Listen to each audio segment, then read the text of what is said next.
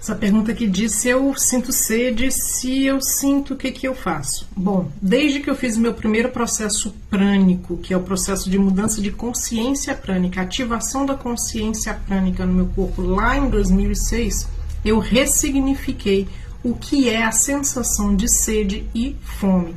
Então, por incrível que pareça, eu não sinto estas coisas, tá? O que eu percebo são vontades. Por que isso? Porque eu assumo em mim, dentro de uma consciência mais perceptível superior, eu assumo em mim quais são as vontades e necessidades do meu corpo. E fome e sede são padrões de condicionamento muito antigos. Então, quando a gente entra num estágio de consciência prânica, você percebe essa liberdade, essa diferença do que é sede e fome, do que são vontades e necessidades.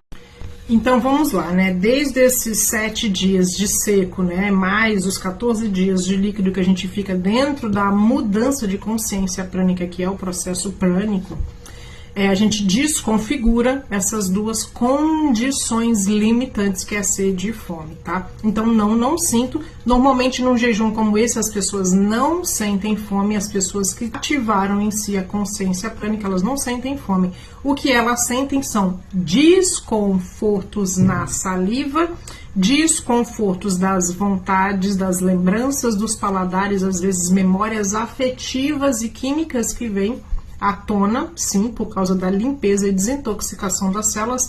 A gente não desintoxica apenas toxinas, a gente desintoxica memórias celulares também e memórias afetivas.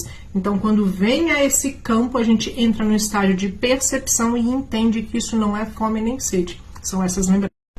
Então, por isso, em momento algum passa fome, em momento algum passa sede. O que acontece? A boca, ela fica muito grossa, ela fica áspera, por causa da eliminação de toxinas, por causa de uma série de questões da desintoxicação. Então, fica muito desconfortável. Realmente, tá vendo? Fica seca. Então, fica muito desconfortável. E aí, o que acontece? Respondendo a pergunta aqui, se sentir o que fazer, que não é a sede, é como lidar com o desconforto. A gente faz mais escovações, não necessariamente com pastas, com dentríficos mesmo naturais, às vezes só umedecendo a língua para estar retirando esses excessos de toxinas que ficam alojadas na língua, tá? Isso incomoda bastante e é isso que traz desconfortos para a pessoa, que faz com que ela sinta vontade de beber água.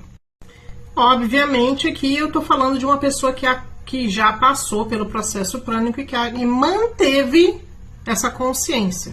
Porque tem muita gente que passa pelo processo prânico, mas nem alcança essa consciência, quanto mais manter-se nela, tá? Então, isso é o que acontece com quem passou pela consciência e que se manteve nela. Paloma, tem pessoas que não passam pelo processo prânico e alcançam esse nível de consciência? Tem, várias, tá? Tem como fazer isso? Tem, né? Eu mesmo consigo fazer essa condução para a pessoa. Leva mais tempo, o processo prânico é um intensivão, né? Convenhamos que é um intensivão, mas tem sim. E para você que está interessado no processo prânico, lembrando que eu estou com mais uma turma aberta para julho. Se tiver interesse, entre em contato. E quem já acertar comigo de fazer em julho, eu já vou preparando a pessoa desde agora. Então, se inscreva.